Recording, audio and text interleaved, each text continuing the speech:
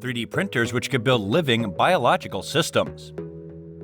Interest in 3D printing living tissues have grown in recent years, but developing an effective way to use the technology has been difficult, particularly since accurately controlling the position of cells in 3D is hard to do, but it is not impossible. Hey everyone, welcome back to our channel. Let's talk about 3D printers which could build living biological systems. But before we start the video, don't forget to hit the like, subscribe to our channel, and ring the bell icon for more amazing videos. Traditional printers like the type you have in your home or office work in two dimensions. That is, they are able to print text or images on a flat surface. 3D printers add additional dimension depth Z. They can move up and down, left and right, and backward and forward. And instead of delivering ink on paper, they distribute different materials, ranging from polymers, including plastics, metals, ceramics, even chocolate, to print an item layer by layer in a process that is known as additive manufacturing. To create a 3D object, you first need a blueprint that is a digital file created using modeling software. Once created, the computer-generated model is sent to the printer. Your chosen material, such as plastic, is loaded into the device, ready to be heated to allow it to easily flow from the printer nozzle.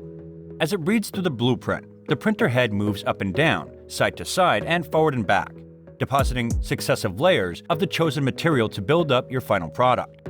As each layer is printed, it transforms into a solid form, either by cooling, chemical reaction often induced by light, or by the mixing of two different solutions delivered by the printer head. New layers adhere to the previous one to create a stable, cohesive item. Almost any shape can be created in this way, including moving parts and complex layers. A wide range of items are already being created using 3D printers, including jewelry, clothing, toys, prototypes, camera cases, and high-end manufactured items. Bioprinters work in almost the exact same way as 3D printers, with one key difference.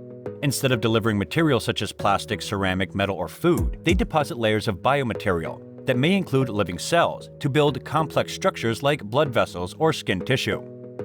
Hang on, living cells? Where do they get those? Well, every tissue in the body is naturally made up of different cell types, so the required cells, kidney cells, skin cells, and so on, are taken from a patient and then cultivated until they are enough to create the bio-ink, which is loaded onto the printer. This is not always possible, so for some tissues, adult stem cells, which can develop to form the cells required in different tissues, can be used. It remains a challenge to print high-resolution living tissues. A research led by Professor Hagen Bailey, professor of chemical biology in Oxford's Department of Chemistry, the team devised a way to produce tissues in self-contained cells that support the structures to keep their shape. The cells are contained within protective nanoliter droplets, wrapped in a liquid coating that could be assembled layer by layer into a living structure. Producing printed tissues in this way improves the survival rate of the individual cells and allows the team to improve on current techniques by building each tissue one drop at a time to a more favorable resolution. To be useful, artificial tissues need to be able to mimic the behaviors and functions of the human body. The method enables the fabrication of patterned cellular constructions, which, once fully grown, mimic or potentially enhance natural tissue. In research published in the journal Scientific Reports, an interdisciplinary team from the Department of Chemistry and the Department of Physiology, Anatomy, and Genetics at Oxford and the Center of Molecular Medicine at Bristol demonstrated how a range of human and animal cells can be printed in high-resolution tissue constructs. Dr. Alexander Graham, lead author and 3D bioprinting scientist at OxyBio, said, "We were aiming to fabricate three-dimensional living tissue that could display the basic behaviors and physiology found in natural organisms. To date, there are limited examples of printed tissue, which have the complex cellular architecture of native tissue. Hence, we focus on designing a high-resolution cell printing platform from relatively inexpensive components that could be used to reproductively produce artificial tissues with appropriate complexity from a range of cells, including stem cells." The researchers hope that, with further development, the materials could have a wide impact on healthcare worldwide. Potential applications include shaping reproducible tissue models that could take away the need for clinical and animal testing. The team completed their research last year and have since taken steps toward commercializing the technique and making it more widely available. In January 2016, OxyBio officially spun out from the Bailey Lab. The company aims to commercialize the technique for industrial and biomedical purposes. Over the coming months, they will work to develop new complementary printing techniques. that allow the use of a wide range of living and hybrid materials to produce tissues at industrial scale. Dr. Sam Oloff, Chief Technology Officer at OxyBio, said, "There are many potential applications for bioprinting, and we believe it will be possible to create personalized treatments by using cells sourced from patients to mimic or enhance natural tissue functions. In the future, 3D bioprinted tissues may also be used for diagnostic applications, for example, for drug or toxin screens."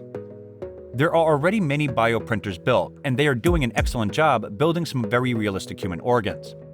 Organovo's NovoGen MMX 3D bioprinter is probably the most well-known in and outside of the 3D printing industry because the San Diego-based company is the only pure-play 3D bioprinting company to have gone public and to have taken a ride on the stock market roller coaster these past couple of years. The reason why it is the second in our list is because Organovo does not sell its NovoGen MMX technology, but only uses to produce biofiscal tissues, which it sells to large drug manufacturers in order for them to test their new products more efficiently. Named Best Invention of 2010 by Time magazine, Organovo's bioprinter works by taking cells from research cell line, a patient, or other sources, and growing them in a culture until enough cells are present. The cells are then collected and specially incubated in order to form bioink, consisting of cells and the building blocks to form a functional organ system in vitro.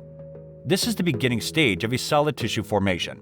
The cell mixture is then loaded into a cartridge, which is placed into the printer. With a computer program script, the printer deposits the tissue into its desired shape. The printed tissue is incubated for 48 hours or more to allow it to mature. The company has already begun selling 3D printed liver cells and has produced kidney tissue and is in the process of developing skin tissue through a partnership with L'Oreal. Along with agreements with pharmaceutical giant Merck and Yale University, Organovo has also signed a partnership with Autodesk for the development of a more efficient CAD software specifically for 3D bioprinting. Switzerland-based Regan HU is probably one of the companies most focused on the commercial aspect of 3D bioprinters and bioprinting consumables. It provides two cutting-edge bioprinting solutions that work by combining multiple extracellular matrix materials, hydrogels, cells, and bioactives within a three-dimensional spatially controlled environment, enabling highly dynamic networks of proteins and signal transduction pathways in tissues, cell-cell and cell extracellular matrix integrations. The high-end biofactory was developed to allow researchers to pattern cells, biomolecules, and a range of soft and rigid materials and desirable 3D composite structures in order to mimic biomimetic tissue models. The more affordable 3D Discovery system was configured as a cost-effective 3D bioprinting platform to explore the potential of 3D tissue engineering. Regan HU also manufactures and sells biomaterials for use with its 3D bioprinters. BioInk is a chemically defined hydrogel to support growth of different cell types. It allows cell adhesion, mimics the natural extracellular matrix, and is biodegradable.